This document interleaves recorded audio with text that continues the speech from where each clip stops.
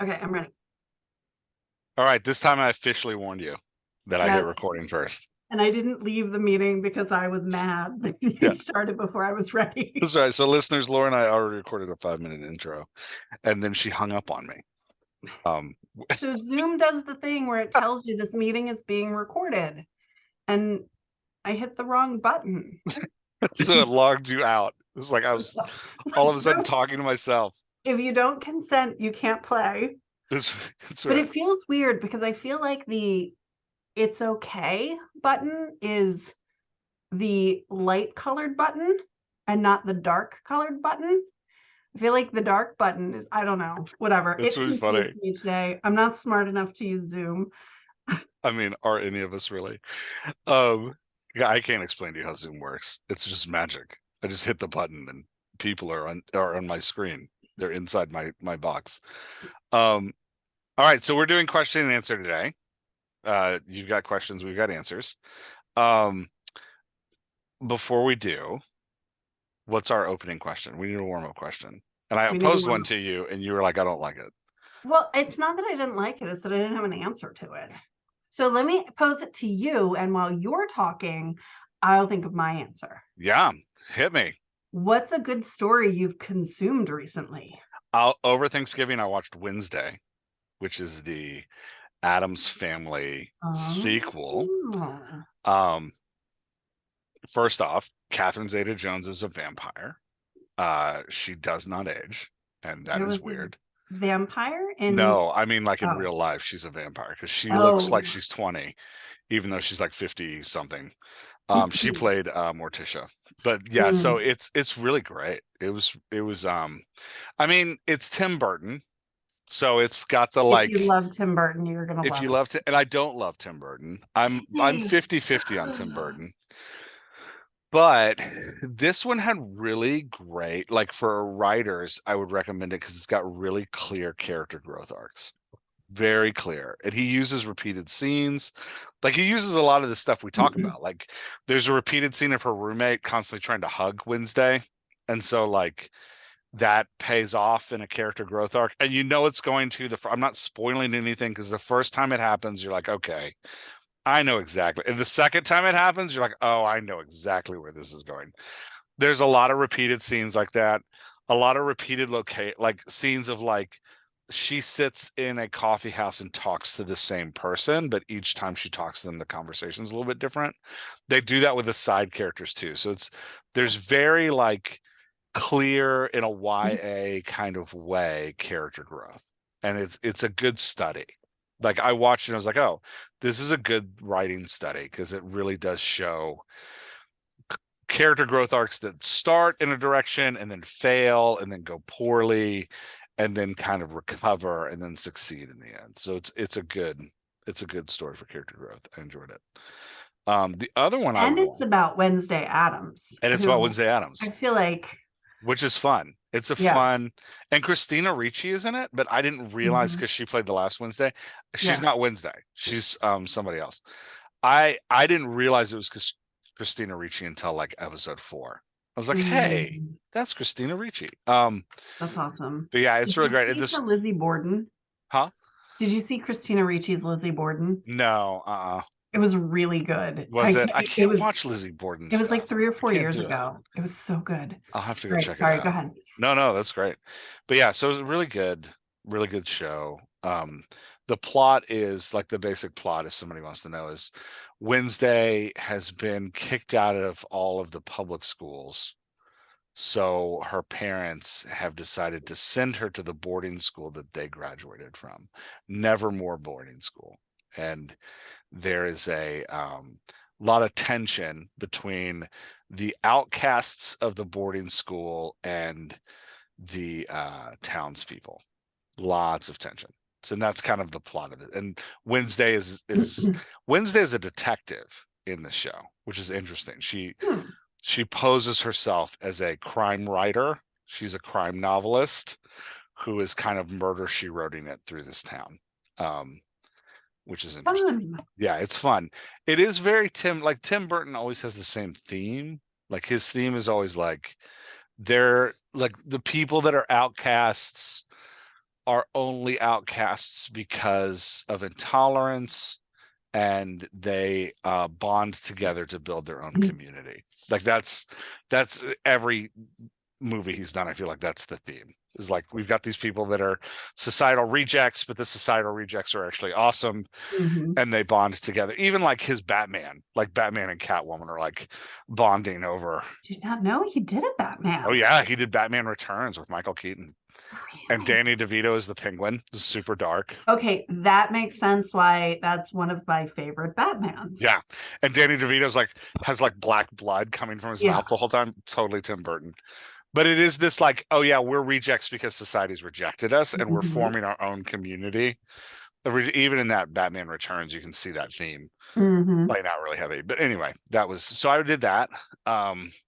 I finished my, people who are patrons will know this because I wrote about it in a newsletter, but I've been studying Stanley Kubrick. I don't know if I told you that. I've been studying Stanley Kubrick pretty intensely. I watched all of his movies. There's a podcast that was analyzing him that I listened through, and then I read 2 books about him. The books were terrible. One of the books was by this Italian race car driver that Stanley Kubrick hired as part of his crew. And I was like, oh, this is cool, because this guy actually like spent a ton of time with him and knows him. He spent like, I'd say 50% of the book talking about Stanley Kubrick's cars.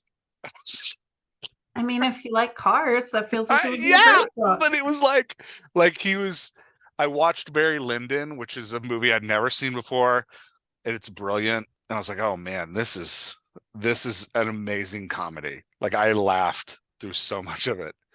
And then I was like, he's got a chapter in the book, The Adventure of Barry Lyndon. And I was like, oh, that's fascinating. You'd hate Barry Lyndon, by the way, don't watch it. But I couldn't name any of Kubrick's films, so I'm pulling them up now. Oh, Spartacus, Full Metal Jacket, The Shining. Yeah. It's so great. But so, and part of this for me was about trying to figure out my own brand, like trying to figure, and like I wanted to study Kubrick because infamously he refused genre conventions.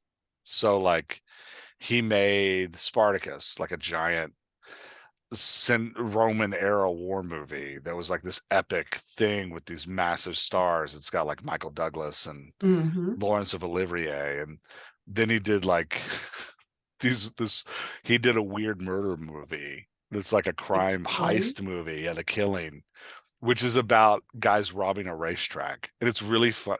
What struck me, what I learned about Kubrick, is that he's hysterical. Like there's so much in his work that's really funny.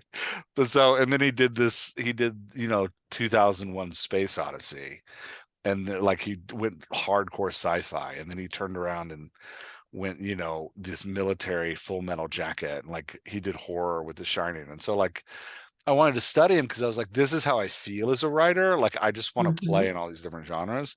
So I wanted to know how he did it, and like what he was doing when he did it, and why, how he like thought about theme, and like what he thought about like this makes a Kubrick thing. And so I learned so much. But yeah, I kind of lost my train of thought. But he's watching Barry Lyndon, and then I was on the chapter of the book that's like the Barry Lyndon adventure. I was like, oh, I can't wait to hear about how they made this movie about the 7 year, this con man who kind of like skirts around the 7 years war between Britain and France. A really bad con man who's really bad at it. It's like, oh, this is gonna be great.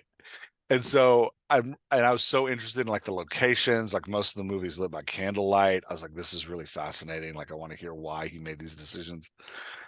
And so I opened the book to that chapter, and this guy ends up being the courier between the set and Stanley Kubrick's house.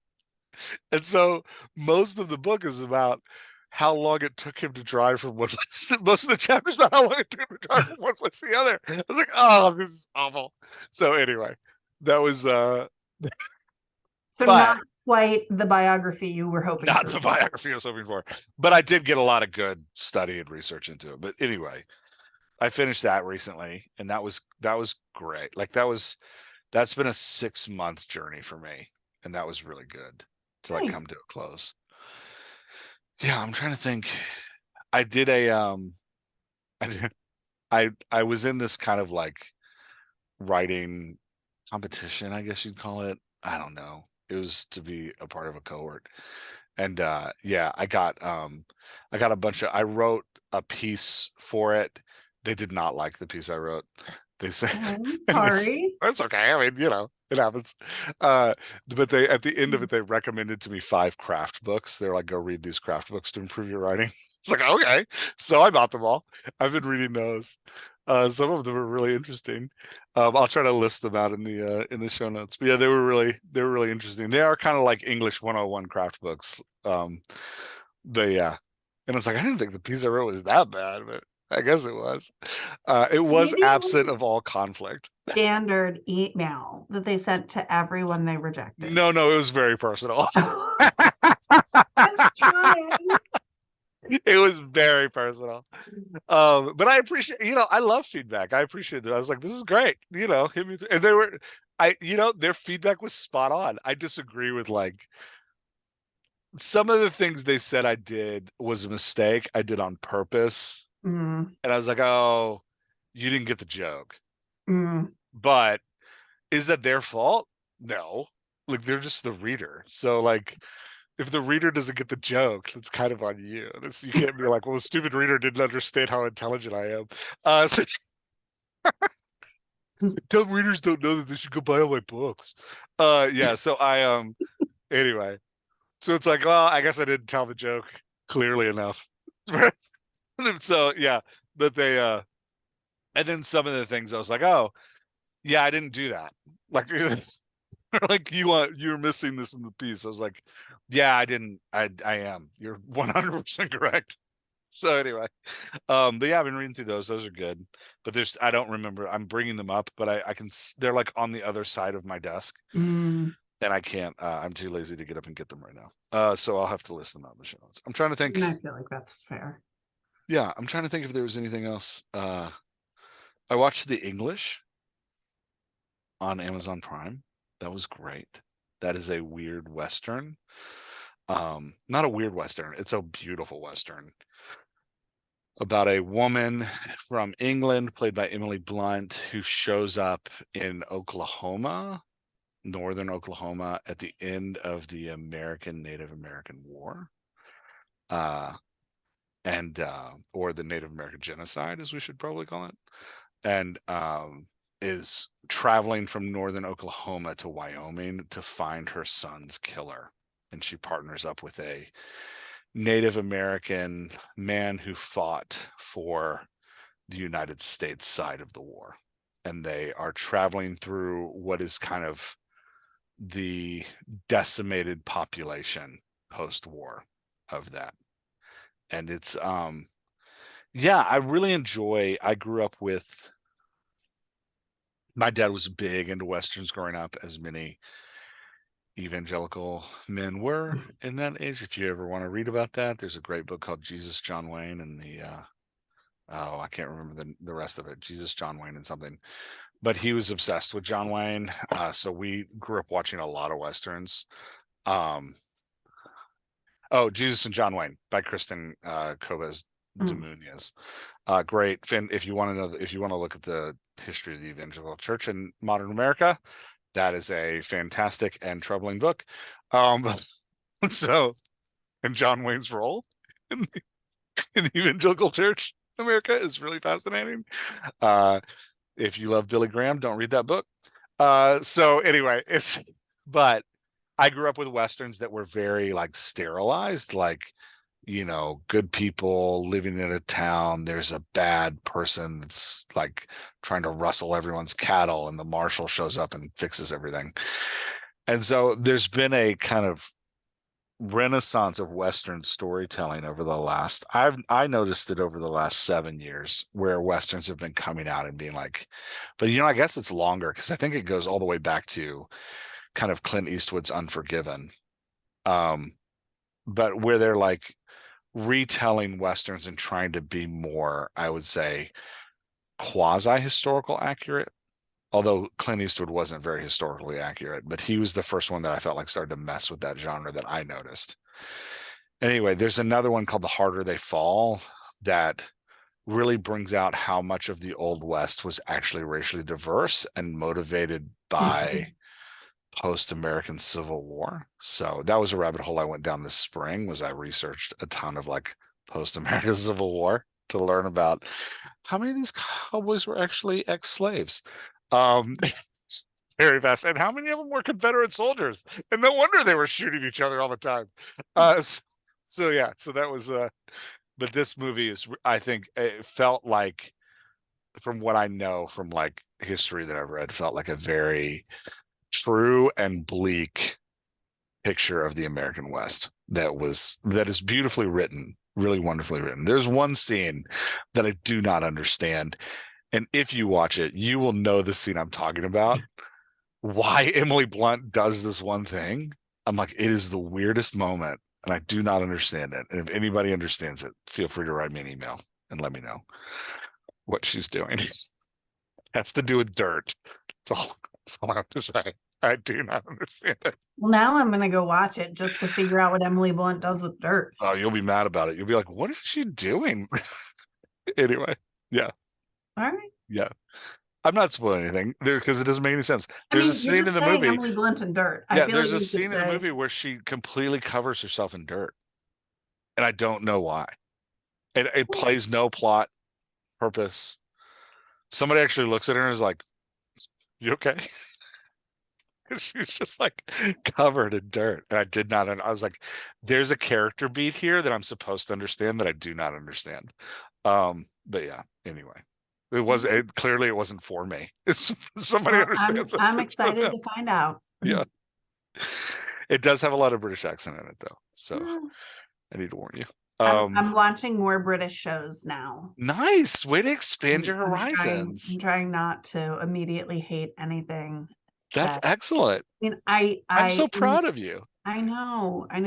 And it's not so I love Great Britain, I love England, I loved the Queen, right?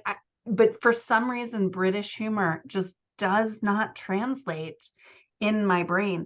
I remember, and it wasn't even really humor, but I remember when the so there was a 3-movie series that started with um Olympus Has Fallen, and then Yeah. with Gerald Butler, Yeah. and then went to London Has Fallen, Yep. And then Angels Have Fallen. and then Angels Have Fallen. Yes, and I watched them all, and I loved them all, So much except falling. So that much falling. you know it's it's Gerald Butler with a gun, right? That's all the movie really is. It's The plot is inconsequential.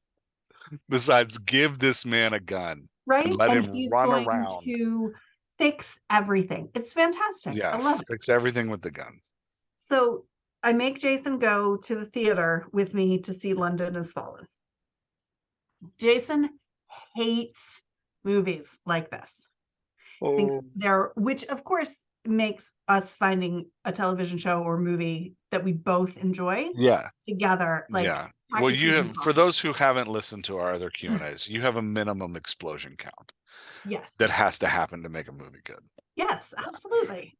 Yeah. And I should warn you, by the way, the English, lots of silence and staring at each other's eyes. you did mention that. So Okay, good. I did. Yep. Yeah. I have you didn't mention it here, but you mentioned it the last time you talked to me about Oh, it. okay. So I forgot we have had talked about it. Plan as to how to watch it Okay. with a game in front of me so I can multitask. Yeah. Yeah. That's wise. Yeah. So Yeah. as Anyway, you were saying London Has most Fallen. Westerns Jason likes to watch. Yeah. Because he loves a good Western. So anyway, we're in the theater, we're watching London Has Fallen. And at some point during the movie, it felt like I was there for like 9 hours. I have no idea. It was probably like 15 minutes into the movie. I turned to him. I'm like, what is happening? What are these people saying? I had no idea. Like they were speaking, and I know they were speaking English. I had no idea what they were saying. I had no idea what they were doing. I had no idea what was going on.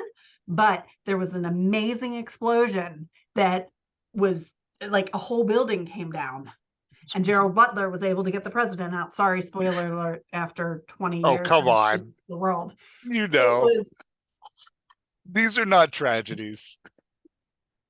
But anyway, so yes, Nice.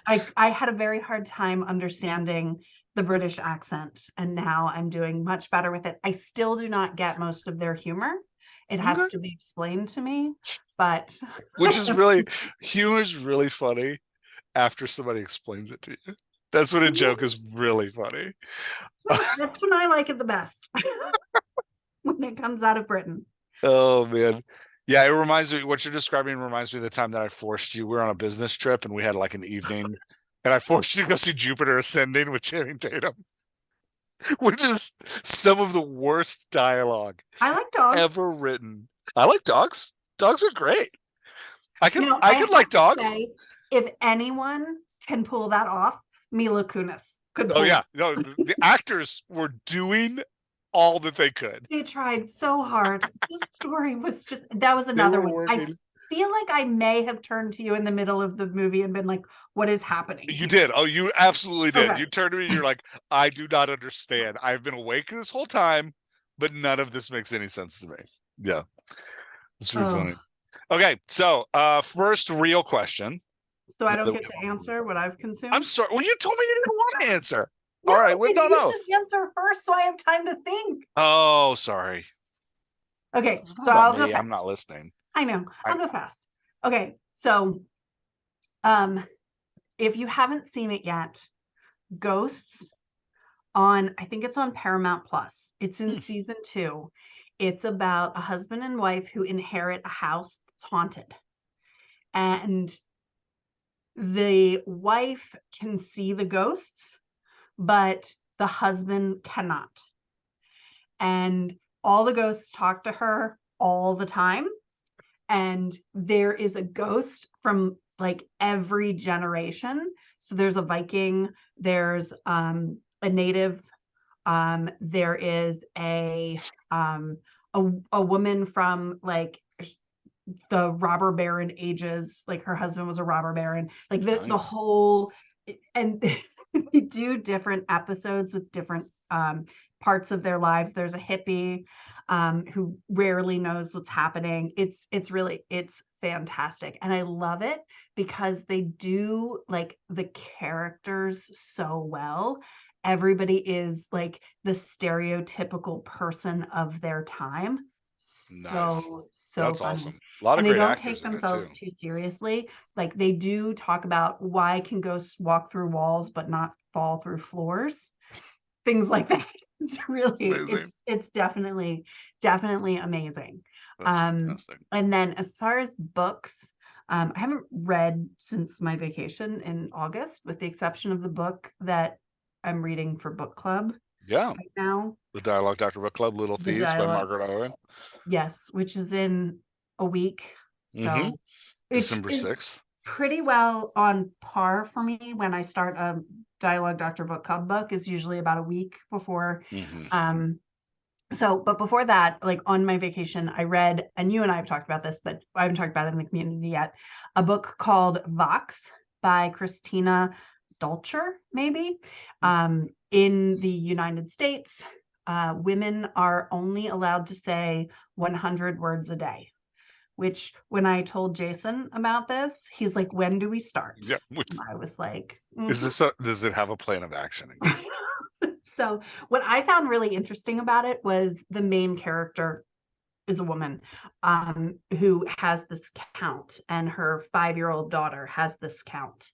Hmm. And it's her struggle with having been a scientist, a brain scientist at the top of her field.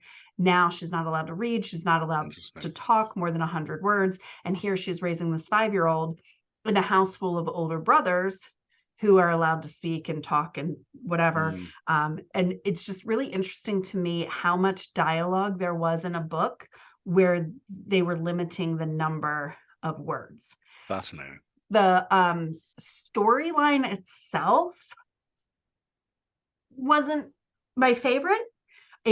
Everything wrapped up in a nice, neat little perfect bow in like 3 chapters, which great. I mean, it had a nice like wrap up ending, Hmm. but it was a really neat story. I definitely would Nice. recommend it. And then the other one that I really liked that I read on vacation was one that was very outside of my genre, Life She Was Given by Ellen Marie Wiseman, about a little girl with what we call albino syndrome. She's basically completely pale, and she was locked in her attic and grew up until in her attic with seeing no one but her father until her mother sold her to the circus.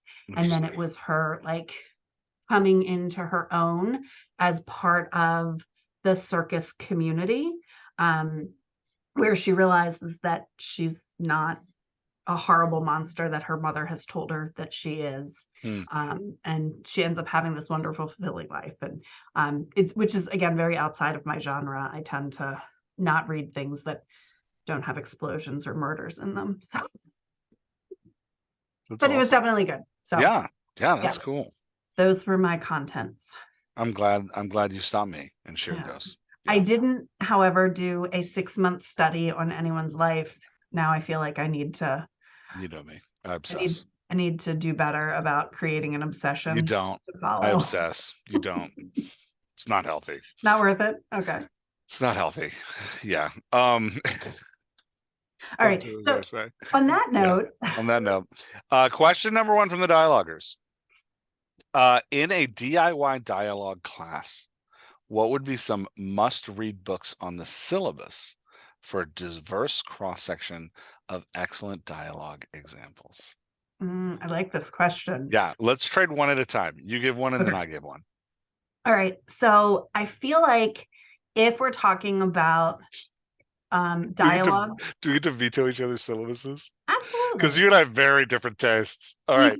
We do. And so the way I feel like I'm going to approach this question is on the study of dialogue, not about like necessarily what I've enjoyed. No, I'm throwing out what I've enjoyed completely. Just study of dialogue. Yeah. Study of dialogue. And I have to start with Toni Morrison's Beloved. And I know we talk about it a lot. We use it as it was our first book club book. There's a reason for that. Right. We use it.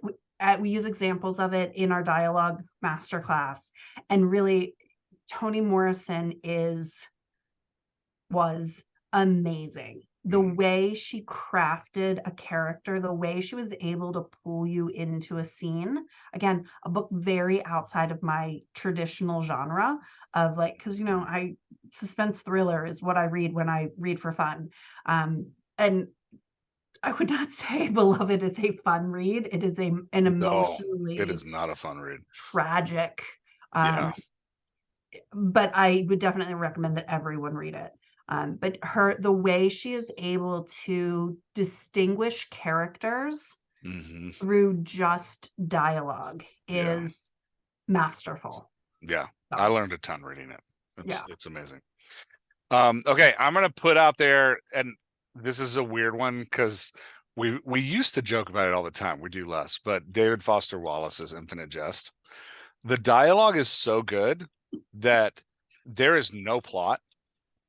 And people love that book. And it is literally just a conglomeration of scenes out of order in no specific plot order. But the dialogue is so strong that people obsess. So if you're going to study dialogue, especially when it comes to so we talk about, he's really reading his book is where I first noticed this.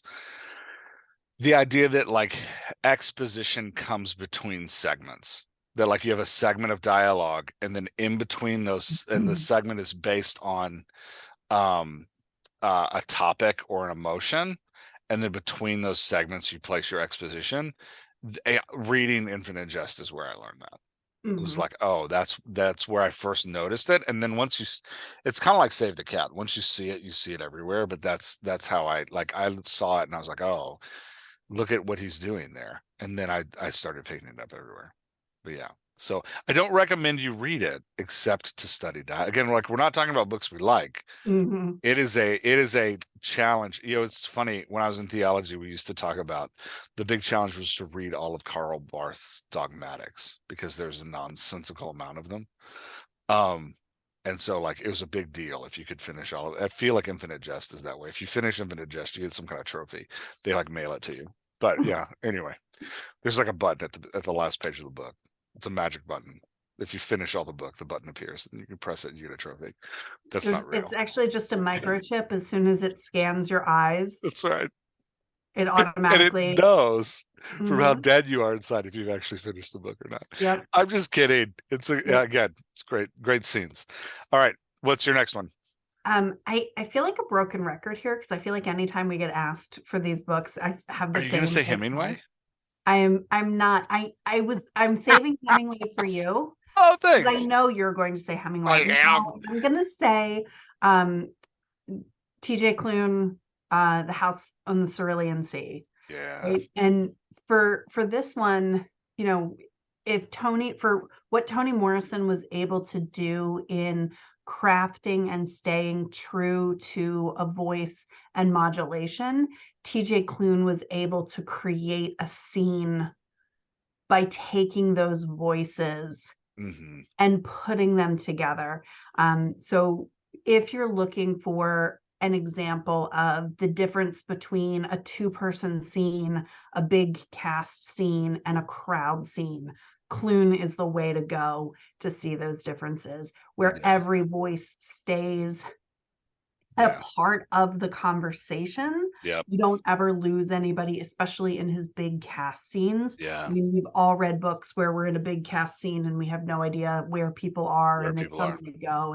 Yeah. And Clune just is kind of masterful about that.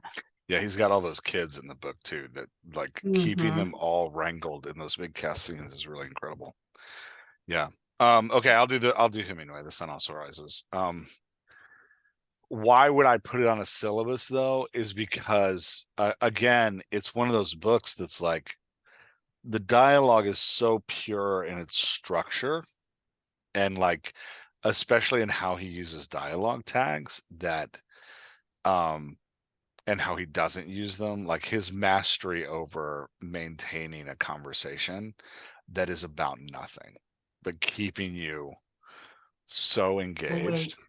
is is just, it's, if you're studying dialogue, it's something you got to look at. Mm-hmm. Yeah. And I am still convinced. I actually reached out to the writer on Instagram and she never replied, but I am still convinced that it is the basis for the TV show about New Girl. Jess, New Girl. Yeah. I'm still convinced that that is just a retelling of a modern retelling of Sun Also Rises. Anyway, but yeah, I would say Hemingway. This one. All right, your turn. Again, I'm not creative in my list. I'm gonna go to Harper Lee and To Kill a Mockingbird. And what I love about Harper Lee, and Clune did this as well, is the children's voices are the voices of children, and the adults' Mhm. voices are the voices of adults. Yeah. So often we see children's voices in books that are just the adults' perception of the world told in smaller words, whereas children themselves structure dialogue differently. Their focus is on different things, their needs are different. And to see children's voices written very well. There are tons and tons and tons of books out there where children are in them and they're fantastic books, but they're adult versions of children's voices. I think both Harper Lee and Clune do a great job of capturing the essence of a child in their writing versus Yeah. actually writing for adults. Yeah. Yeah. Um, okay, for my next, I think that's really true. And you've said that before. I think you're spot on.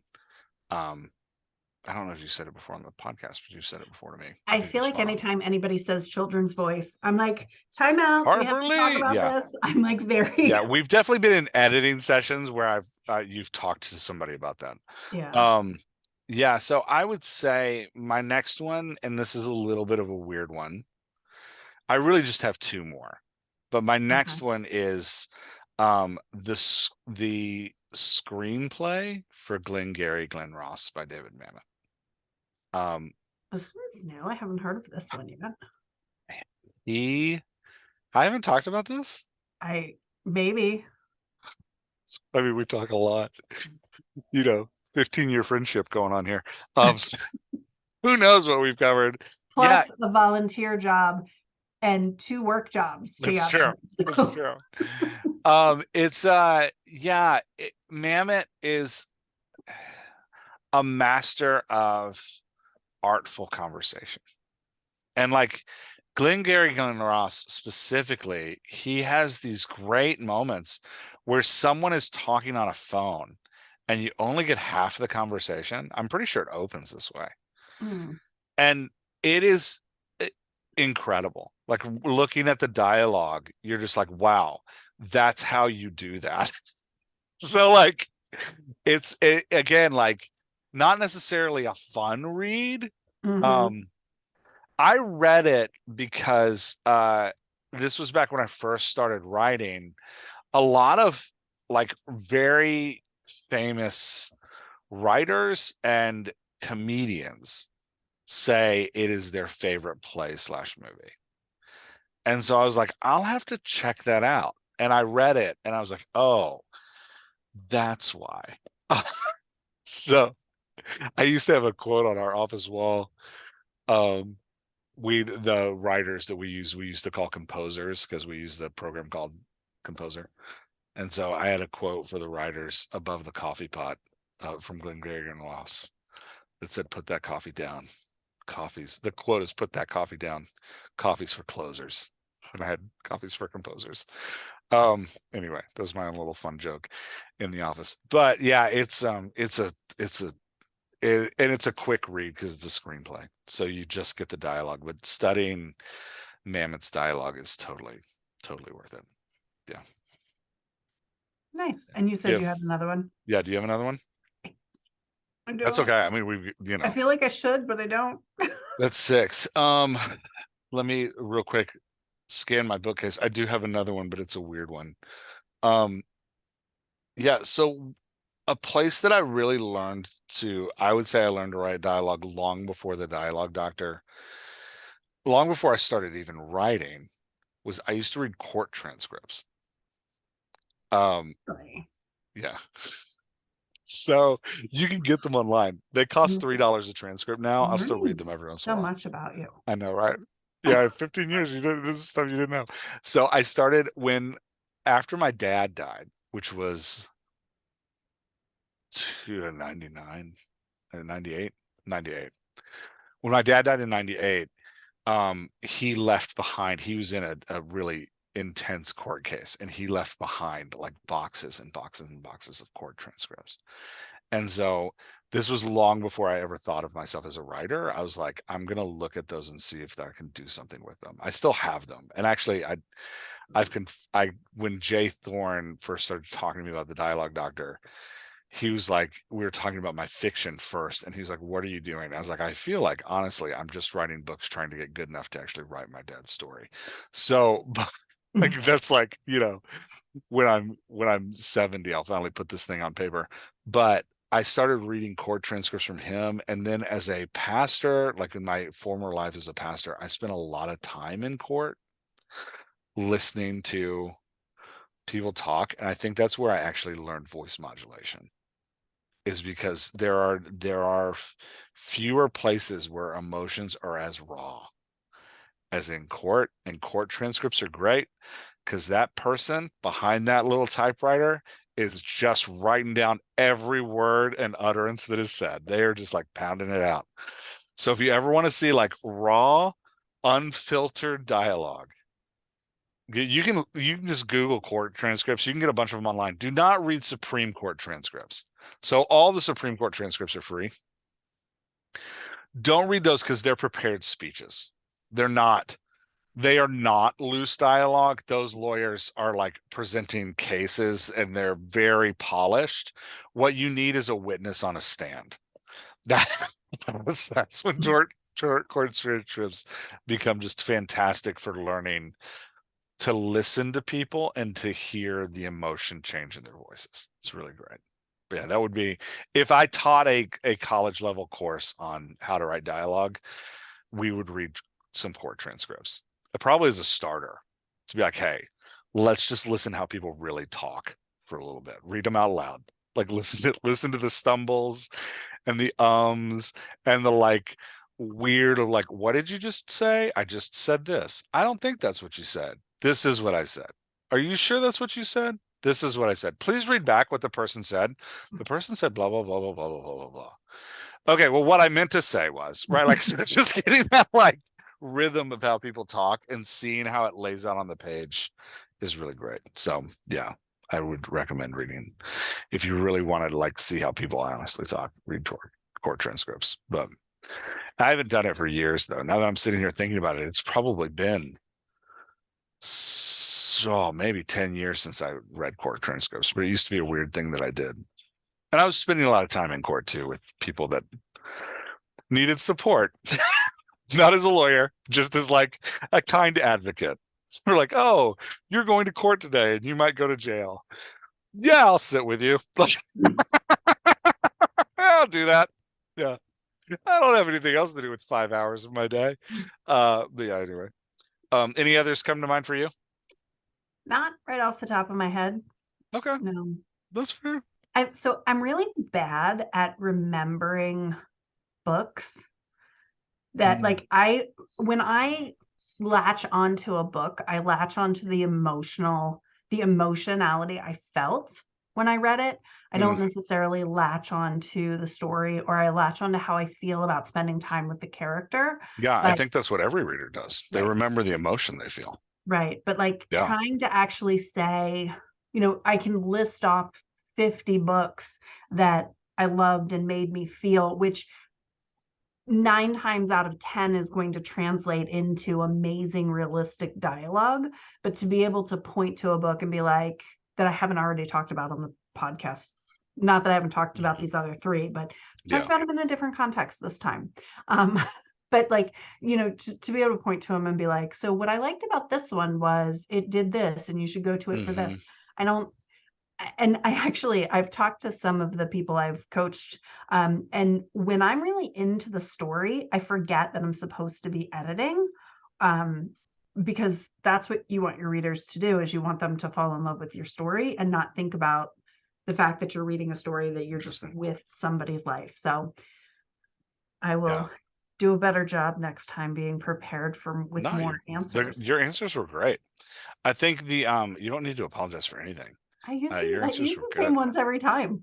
At least I'm consistent. I'll throw another one in that I just thought about, because the first time I noticed, if I were going to teach somebody how to write a dialogue-centric scene, like if I were going to do a college, I would do The Great Divorce by C.S. Lewis, because that's the first book I read where I was like, oh, a scene can just be 2 people talking. Like that's the first time I noticed that. And it was like,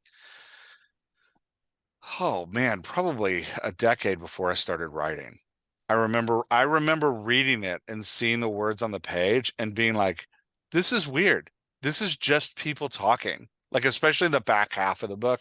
The front half of the book is different, but the back half of the book is just a series of conversations. I was like, that's interesting. And then I remember when I first started writing, having that in my head, being like, oh, I can play with this. I just need 2 people talking and I can write a scene. And like, but I got that from The Great Divorce. I know everybody does it. Like, it's one of those things of like, once you see it, you can't unsee it. But that was the first place I saw it. I was like, oh, yeah. Yeah. So that was the first. Yeah. I think this is a good partnership between us, because you look at writing as a science and I look at writing as an art. Not that you don't appreciate the art and not that I can't appreciate the science, but you want to take a story and you want to break it down and you want to be able to see the different elements of it. And I just want to get there and I just want to feel it, which is really interesting, because in my life, I don't want to feel anything. You don't want to feel anything. Yeah. It's really funny. And in my life, I feel everything. Right. So when you get into art, you just want to appreciate the science behind it. Yeah. I would call it a puzzle. I find everything to be a puzzle. Not just, I mean, that's why I got obsessed, like that's why I obsess over things. That's why I'm obsessed over watching all the Kubrick movies and listening to all these podcasts about him and reading books, because I'm like, this guy figured out something. He has a piece of a puzzle that I really need to figure out. So yeah. Anyway, All right. I think we did that one well. I think so. I Okay. agree. This Gold star question for is us. for you. Yeah. Gold star for us. I'd give us a B minus. I give us an A plus. Okay. You're nicer to us than I am. All right. This question's for you. I don't have to answer this one. In a previous masterclass, Laura talked about 5 common. I added to this question, by the way. Mary asked this question. She referenced this, but I'm going to give context to everybody listening. Okay. In a previous masterclass, Laura talked about 5 common mistakes to look for when you're editing: the reader burden, muddy voices, unbalanced dialogue, minimal change, and low impact dialogue. Where do you start in the editing process? Let's start with that part of the question. Yes. When you're going to edit your So book, where do you start?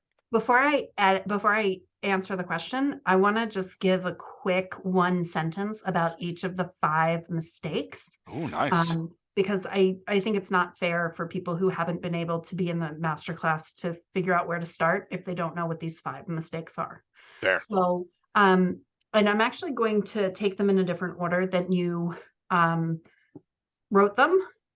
So I want to start with muddy voices, and muddy voices can be anything from monomouth, which is when all of your characters sound the same, to a character whose voice does not modulate. So the character always speaks the same way, even when the emotion or the intensity of a scene changes and they don't change. So muddy voice can be either everybody sounds the same or one person sounds the same throughout the whole story. Unbalanced dialogue happens when one character either dominates the scene or is lost within the scene.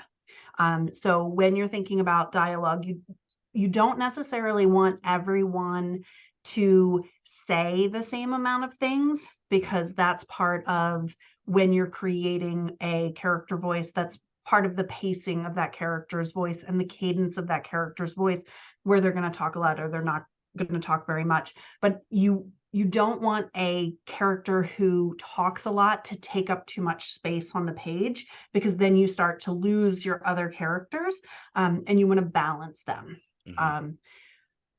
Low impact dialogue is the next one. And this is when the scene does not carry enough emotional intensity. And it typically happens because the character's voice isn't modulating enough, or because there isn't enough body language to express the emotion. Sometimes it can also happen when you're using feeling words as part of the dialogue or as part of the dialogue tags. And then reader burden can happen when you, as the author, are putting the assumption that the reader will know something or be able to figure something out on their own that isn't intentional in your storyline. So for those of you who write mysteries, yes, you want to create a reader burden for the solving of the mystery. That's not what we're talking about here. This is when 2 characters are angry with each other and you're not helping the reader understand why they're so angry with each other, because you're not giving them enough context within the scene. Jeff, you were talking about the people who read your story earlier, and you were like, they just didn't get the joke. And then you immediately were saying, is it their fault that they didn't get the joke? No, it was my fault as the writer. It's my fault. That's a classic example of reader burden, where you're assuming as the writer that the reader is going to get something. Yeah. And then the last one, so reader burden, muddy voices, unbalanced dialogue, and low impact dialogue, those can happen at any point in the writing editing process. It can happen when you're doing a dialogue only draft. It can happen when you're writing a regular type draft. They can happen. You've done 3 passes and you're still working on the editing. You can see those anywhere. The last one, minimal change, happens specifically during the editing process when you're going from one pass to the next pass. And as the writer, you're afraid, not sure, whatever happens in your editing process, you're really tied to what you wrote and you really love it. So you're having a hard time moving into making changes to see what else you can actually do to improve. Typically it happens when you're trying to improve one of the 4 other mistakes, and you're not reaching the goal. And it's typically happening because you're not willing to move enough stuff. And I don't mean that to be like, you need to be willing. It's more of a like, how else do you say? Maybe it's that you haven't found the right thing to change to get you to where you need to be. So it might not be a willingness. It might be a like identification issue. So, okay, so those are the 5 common mistakes that you want to look for when you're editing. Now, as Mary alluded to in the question when she posted it on the channel, is that's a lot to think about. How do I know where to start? As an editor, if I'm working with an author, I'm going to find the strongest part of a writer's piece, and I'm going to hold that as the theme, and I'm going to pick 1 or 2 of the other pieces, and I'm going to fix them kind of 1 or 2 at a time, because you can't fix 5 things at once. It's just too much to hold on to, and you always want to start with someone's core strength. Now, if you're editing for yourself and you're not really sure where your strength is, I always recommend that you start with the emotional impact of your dialogue. And I want you to start with the emotional impact of the dialogue, because if you're fixing the emotional impact of the dialogue, most of the time you're going to clean up your muddy voices, your unbalanced dialogue, your minimal change, and your reader burden, because of the emotional intensity of the scene. Because if you're taking this with the scene where you're not feeling the emotions, and you're zooming in on the scene and you're really focusing on every utterance, the way, Jeff, you were talking about the court stenographer, getting every single utterance down. If you're really at that level of zoom of the dialogue, you can't have unbalanced dialogue, and your voices almost always get really specific as to who the character is. So those other ones are sometimes going to come along with that emotional impact, and then you're going to boost that. If you're finding that you're already really good at emotional impact and you're having trouble with one of the other ones, then obviously start with those. But if you're a first-time editor and you're really not sure where to start, definitely start with the low impact dialogue. Yeah, that's good. And I think, just to affirm what you're saying, momentum is critical, especially if you're coming out of NaNoWriMo. You've been working every day, you've been getting page count down, and now you're going to have to transition to editing those pages. Like you were saying, do what comes easiest, because momentum is critical. You've got to keep that momentum going. Don't let it bog you down. Yep. If you get stuck, move on. Right? Yep. You got to keep moving. Yeah, I would also say that editing can be a very arduous process. And this is often where the minimal change comes in. Sometimes as editors, we're like, okay, I just have to clean this up. I have to just figure out where I'm not respecting the vocabulary of this character, and I just need to clean that up, and I need to change that. And there is a part in your process where that's the kind of editing that you're doing. I would say that's actually the other tip that I would give you, is like, know what kind of editing you're doing, because the first pass of your editing, for most people, doesn't look like the last pass of your editing. So really kind of know what you're doing there. But it is an arduous process. So make sure that you're giving it the right amount of time. So if you're just trying to, like, coming off of NaNoWriMo, where you're really just worried about getting the language on the page, maybe when you're doing an editing session coming off of that, you're taking a scene that doesn't have emotional impact and you're just rewriting that scene, really focusing on the emotions and zooming in on the dialogue. And then that's the only thing you do for your editing that day, and not really trying to break things apart and build them back up the way you would if you were trying to fix muddy voices or unbalanced dialogue. Yeah. Good answer. All right, question number 3. How do the rules change for our characters during spicy scenes? Does the rules of dialogue, sorry, how do the rules of dialogue change for our characters during spicy scenes? Does it take on a different form altogether, or does it serve a different purpose? I'll go first on this one. So dialogue is because I made you go the whole question by yourself last time. That's okay. Yeah, dialogue is the, like, to take it back to its root, dialogue is the exchange of expectations, ideas, and emotions between characters, right? Like that's what's happening when dialogue is happening. Characters are exchanging either verbally or silently their expectations, their worldview, and their emotions. In a romance scene where those characters are beginning to physically interact, you're just modulating the voices for the intensified emotion. There actually isn't a change in character voice. There isn't a change in how you're using dialogue.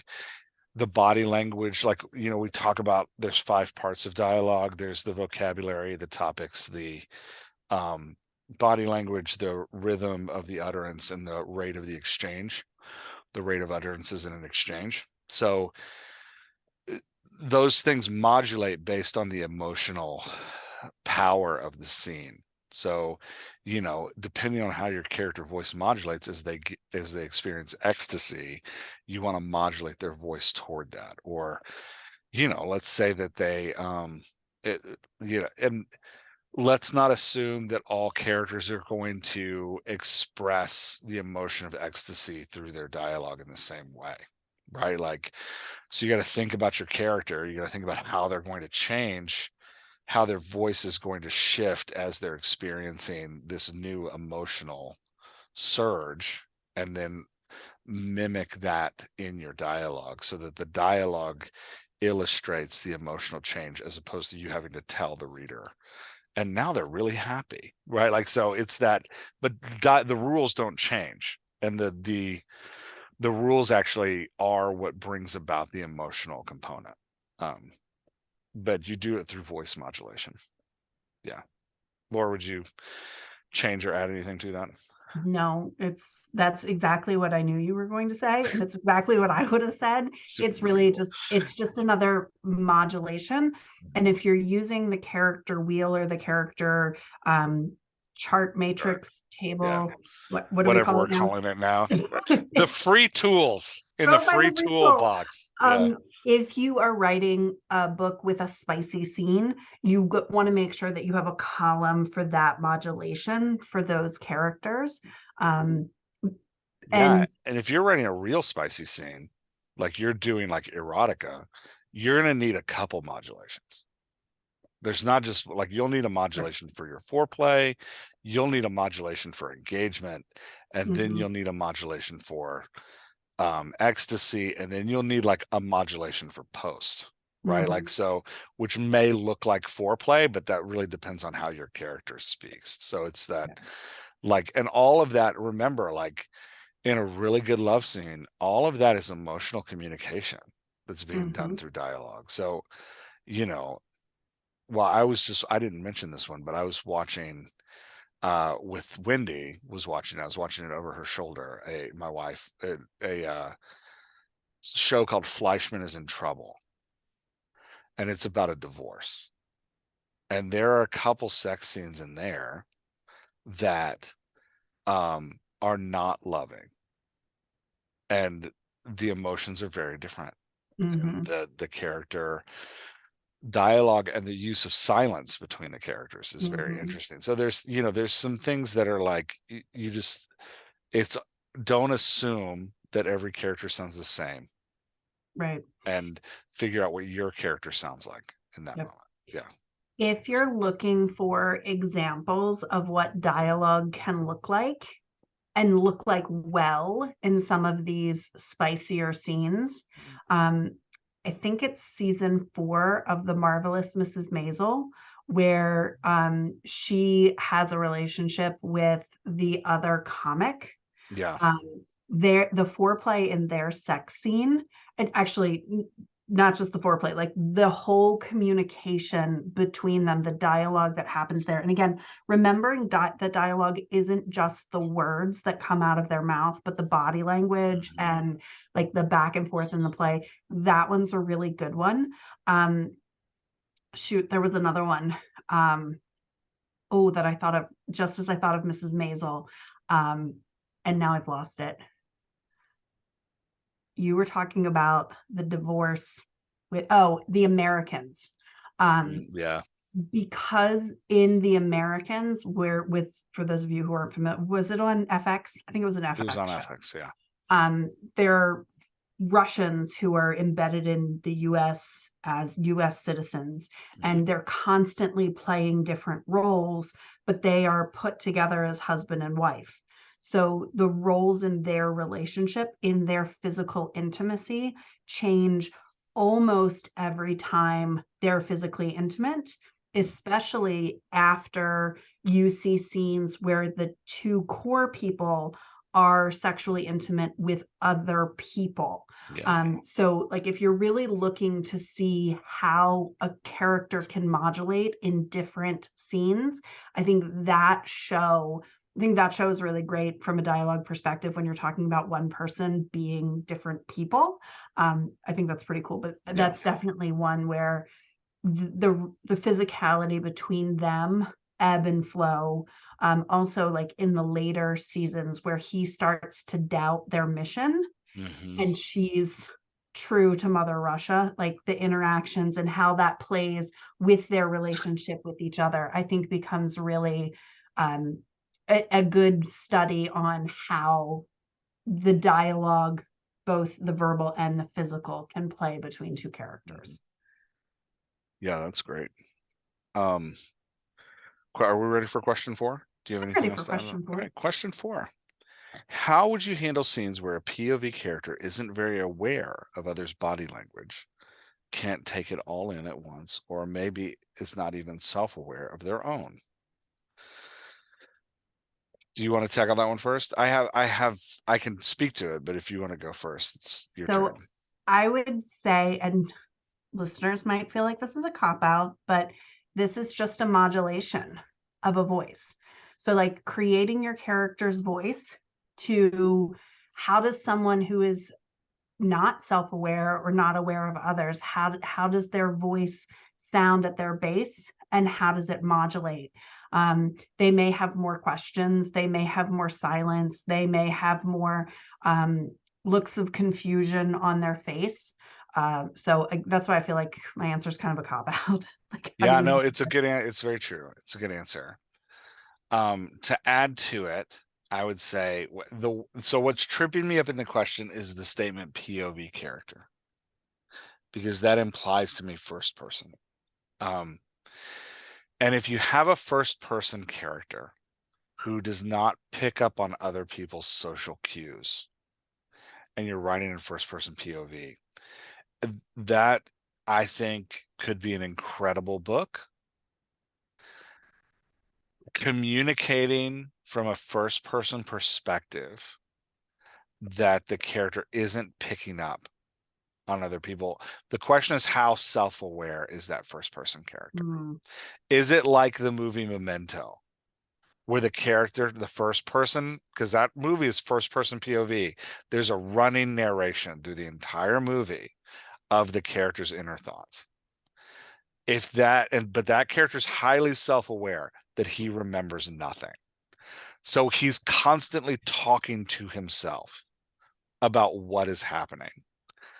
It's one way to pull off a character that knows they're not picking up on what normal characters pick up on, like a broken first person POV character. And there's one scene in that movie that's so great. If you've never seen it, he can't retain short-term memory. So his memory literally resets every couple seconds. So is it every couple seconds or is it when he goes to sleep? I can't remember. It's every couple seconds, because there's a scene where he's running after somebody and he's like, I'm chasing someone. Why am I chasing them? I don't know who that is. I'm chasing them though. Oh wait, I'm not chasing them. They're chasing me. And then he starts like running the other way. So great. But so, yeah, the thing is though, like as a storyteller, with your vehicle character, with the character that your reader is going to spend the most amount of time with, the more difficult you make it to relate to that character, the harder it's going to be to tell your story in an artful way. So just like if you have a charming and charismatic and empowered lead character, it's easier to get readers to buy into your story because they want to go on a journey with that character. If you have an underdog character that's going to win in the end, readers love, like, we love that story. We will read that Mhm. story all day. But if you're going to give a, you know, difficult personality or somebody who doesn't pick up on social cues and is really struggling in the world, or some form of sociopathy where the character has no emotional connection to anybody, just know that you're making it an uphill climb. Like, writing is hard. You have chosen a story that is harder. Doesn't mean don't do it. It just means know that you have to make, going back to what Laura said about the reader burden, you have to go back, you have to understand that you are creating a bigger burden for the reader, and you just need to be highly aware of like how you're communicating to the reader that your character's broken. Like I've talked on the podcast before, I think, or maybe I've just talked about it with the dialoguers. There's a book I read recently I didn't like called Emily Oliphant. um I did not like it because I could not, the reader, the vehicle character is an unreliable narrator. I couldn't get over that burden. I just didn't have the emotional bandwidth to do it. Mhm. Now, maybe if I didn't try to read it during COVID, maybe if I didn't try to read it like when I was going through some stuff, and I was like, I don't have the bandwidth to handle this. Like, so it's really well written, but I couldn't finish the book because I couldn't get through the burden of an unreliable narrator who wasn't self-aware enough to understand what had actually happened in her own life. Now, that's part of the beauty of the book, is the narrator coming to understand who she is and why, but I couldn't do it. So you just got to know that, like, now I've talked to people who have read it and love it, and it's like one of their Mhm. favorite books, but you're creating an uphill climb. So just know that when you're creating an uphill climb, you really have to focus in on what you're doing, and it's going to take twice the art from you. Mhm. Yeah. And I would say that you can compensate for that a little bit by creating actions in your character where other people in the story who really love, appreciate, and accept your Yeah. character for who they are. Even though, because if you have a character who isn't self aware or who doesn't necessarily understand the social cues or how to respond to them correctly, Yeah. their community who loves them and accepts them, one, understands that they don't always understand these things and are there to help them along the way. And the examples in television, and I feel like a lot of times we use television and movies rather than books as the examples of these things, because I think they're, first of all, they're faster Yeah, than they're a book. faster and easier to digest. Yeah. But also, I think there's something about having a whole person to look at, to be able to point to, as opposed to sometimes when we get into books, we're trying to create that person as opposed to being able to have. Jeff, you've talked in other podcasts about the visual aspect versus the Mhm. creative aspect of things. So, whatever. Yeah. But where I think about these characters are characters like Dexter. People love Dexter, but Mhm. people love Dexter because he has Harry and he has his sister who love him. His sister more in the later seasons, but Harry understood him. Harry, his father, was able to like teach him how to function. And even though he doesn't understand these emotions, he can talk about not understanding the emotions, um, because someone has come alongside of him and taught him. And the other character I think about, which is often very controversial, especially as you're talking about people who are on the autism spectrum, is Sheldon from Mm. um, Big Bang Big Theory. Bang. right? So Sheldon had a lot of problems with social cues, not necessarily because he was on the spectrum or was neurodiverse, but lots of times because he just didn't care about other people's feelings, which again, uphill climb, right? Yeah. But you create a character like Sheldon by creating a Leonard and a Penny around him who are willing to like call him out on, hey, you're not behaving well because you're not trying, because you have the ability to do this. Or you make him self-deprecating in some situations where he's like, sarcasm? Ooh, I'm getting good at this, right? Like those kinds of things can make him a more enjoyable character to be around, even though we don't really like a character who, in his case, and it's obviously a very different case when somebody doesn't have the ability versus somebody who chooses not to. Yeah. So, And I mentioned Wednesday earlier on the podcast. good example. Yeah. She has a roommate who unconditionally loves her. And it really does humanize her because she is openly a sociopath. She has no emotional connection to the people around her. So humanizing her in that way is really great. Yeah. Oh, good example. Okay. You want to go watch it more. Yeah, it's really good. Question 5, especially if you love Tim Burton stuff. Question 5, what is something about how people communicate and speak that you learned in your job recently? Go ahead, you answer that one first. I learned the phrases ladder up and ladder down, which was interesting. When it had to go, we were talking to an expert on helping people set goals. They were talking about how when a person's goal is too broad, asking them questions that help them move to specifying that question, specifying that goal, like making the goal more specific, or if the goal's too specific, helping them like move it up to a place where it's more like an overarching life goal. And it was an interesting thing to learn. It was an interesting thing to think about. Like, yeah, I've done that in conversations, not well and not intentionally, but so to hear an expert talk about like, yeah, here's how you ask these questions to get somebody to do this was really fascinating. Yeah. I still am very confused as which is up and which is down. Up is broad, down is specific.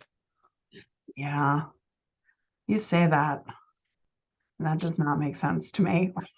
I mean, on one hand, it makes a lot of sense. And then on the other hand, I'm like, no, it doesn't work that way. So I'm not going to question it. Up is general, down is specific. Yeah. Right? Okay. Yeah. I'm going to reinforce that to myself. We'll draw you a little post-it note with arrows on it. Yes, that's what I'm going to need. But I'm not going to label them just to confuse you more. Oh, thank you. Thank you. Just get the arrows. What a great teammate. That's right. With a question mark in the middle.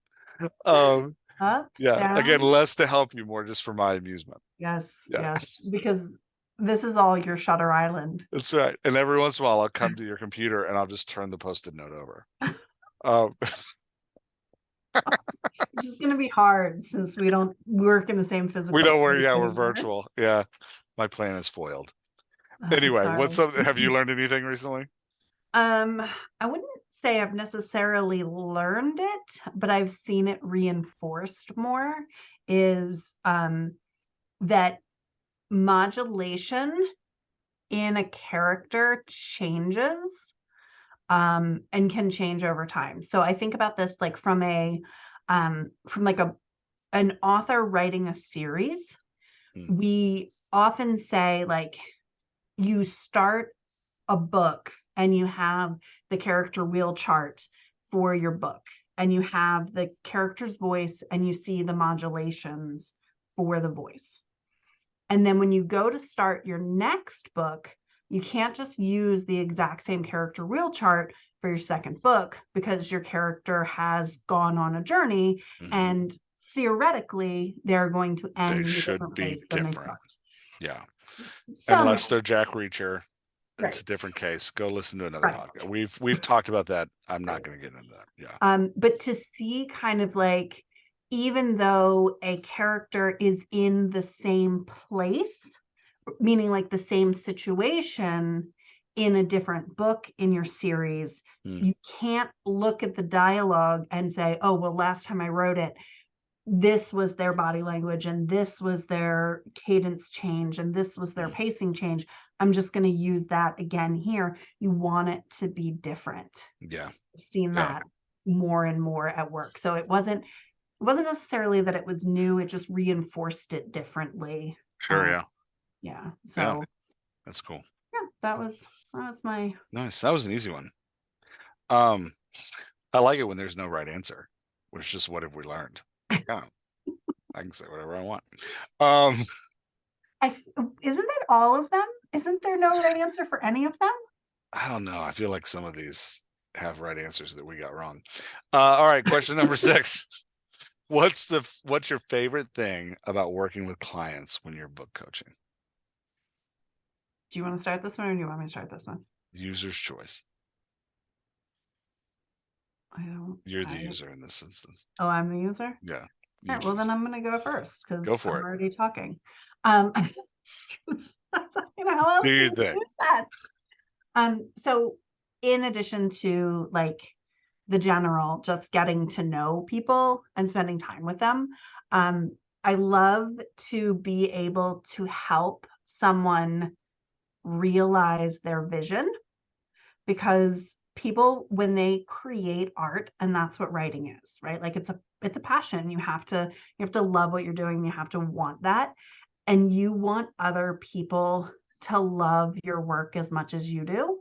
I love being able to come alongside somebody and be able to like see their vision and help them translate that into a way that other people are going to be able to easily see that vision and realize that vision and go on that journey with them. I just think that that's a lot of fun. That's cool. Yeah. That is a fun moment. Yeah. What do you like? My favorite moment, I've had it multiple times now, so I know when it's going to happen, is when they don't need me anymore. That's my favorite. That, because it's especially like when we do a coaching package, we do like 4 sessions at a time, and then some writers will be like, hey, I just want to keep going, so we'll do just weekly sessions after that.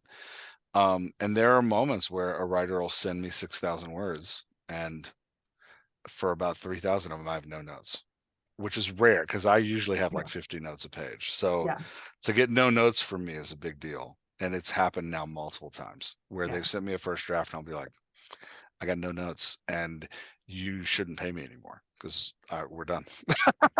You've won coaching. But I think that's my goal for every client, is to get them to a place where it's like, you don't actually need me anymore. Like come back to me if you get stuck on something, but otherwise you're good to go. And that's my favorite. That's my favorite moment, where I get to be like, we are done. You have achieved the dialogue doctor level. You're good. Yeah. And so for those of you who are listening, who are thinking about like what Jeff's talking about is book coaching, which is different maybe than editing.